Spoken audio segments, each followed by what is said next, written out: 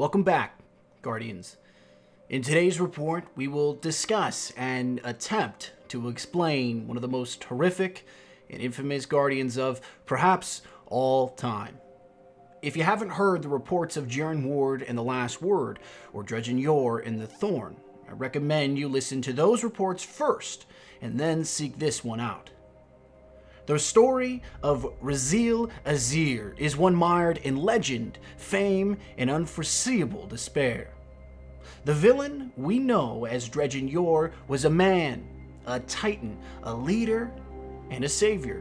Before it all came crashing down, he was Razil Azir, a man of unassailable character, a charismatic leader, and a clever guide for humanity.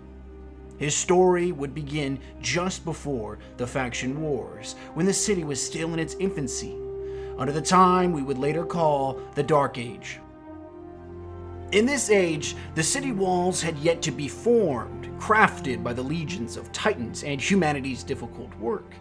This is the age of the factions. They held the most power, and with it wielded the most fear.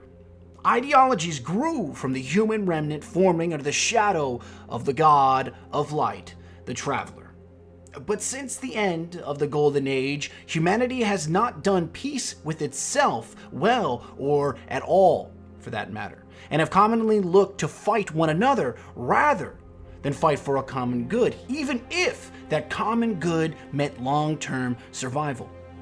And so brewed the faction wars, years of unnecessary bloodshed and conflict, because those with disagreements could only settle with death and decay.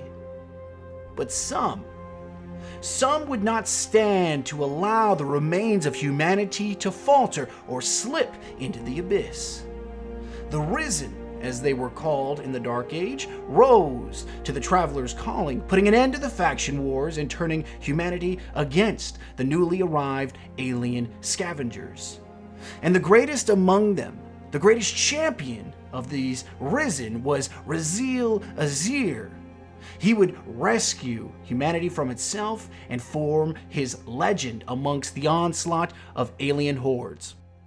Under Razil's guidance, these Risen would be forever known as Guardians, defenders of humanity's last and best chance at recovery, and not just some simple step into a fragment of what humanity was, but a hopeful leap into prosperity.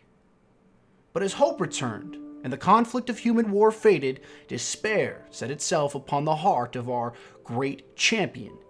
Fear. Fear has always been a true enemy, an unseen and malignant force, constantly prodding for weakness.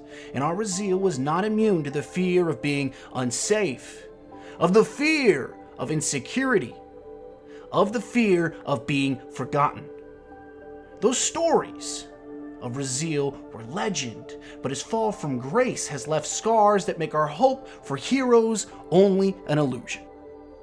The path of self-betrayal begins with a story in a valley called Tiskan, where Razil and his fellow guardians Hassa and Tover met with the fallen House of Devils in an attempt to delay or at least protect humans struggling to survive in the wilderness. Razil's cunning and determination would allow him a chance to remove a fallen Ketch's leader from threatening human survivors living in that valley. Now, Razil's mastery of life and his ability as a guardian allowed him to cheat a seemingly inescapable death at the hands of that fallen Ketch. As long as guardians are given enough light, or their connection with their ghost isn't severed, they are permitted with what some would consider immortality, an ability to cheat death as many times as necessary.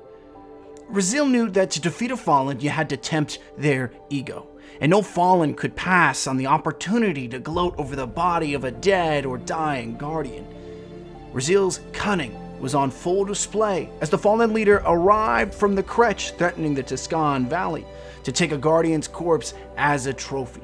But in one moment, Razil rose, infused with the light provided by his ghost, and unleashed a havoc storm worthy of any titan upon the fallen leader. There are many stories of Razil's small victories against the Fallen, against our enemies. But as each victory passed, a grand despair set upon Razil that this war was eternal, and a small victory, however momentarily meaningful, had no place in changing that war's ultimate course. This despair would set Razil onto the path of ancient things cloaked in mystery and religion. At this point in his lifetime, he was forgotten. His actions during the faction wars were written off as simple footnotes. His charisma that drove to the founding of the last city was unfortunately taken for granted. So his path would lead him to Luna, where he sought out nightmares, children's stories meant to scare obedience into the unwilling. He would meet the Hive Witch Zor the Blessed, Zor the Betrothed, and with her would come a prophecy to dismantle a forgotten guardian's light. But to Razil, this wasn't an end, but a challenge to everything he once stood for. It was a direct challenge to his ego, to his character. Deep within the hive halls of Luna, Razil would face an untiring horde of thralls, unending scourge of teeth and dust, led by the screeching song of that Hive Witch Zor. Without his ghost, in the dead halls carved from hollow rock, Razil would best the Hive abominations and defeat a profane Hive Knight. But this unnamed Hive Knight, presumably the concubine of Zor, would be the ultimate poison that would slowly corrupt Razil.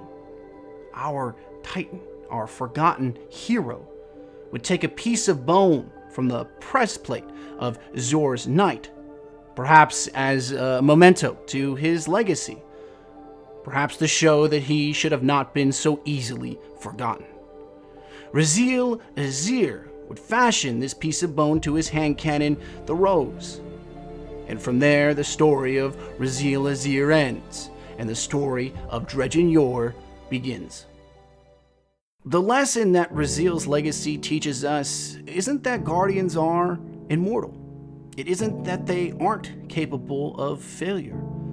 It's not even that they're meant to be worshipped as saviors. It's that the true enemy we often face is internal. It's our fears, it's our doubts, our disappointments, and our heartbreak. None of us wish to be forgotten, have our actions written off into books of history that only collect dust. None of us wish to be alone. But we are more than the legends we create. It isn't about us. It's about that kid in the city who's just looking for something. It's about that parent knowing that there's a shelter over his head that isn't going anywhere. It's about that other guardian you happen to pass by in the tower knowing they were off to protect it all. It's about them, not our legends or our appetite to create them. Walk tall, Guardians.